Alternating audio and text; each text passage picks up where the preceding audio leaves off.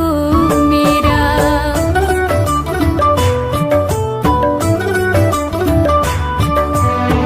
केही छैन चिन्ता, केही छैन पीरा, खुला आकाशको पंछी जस्तो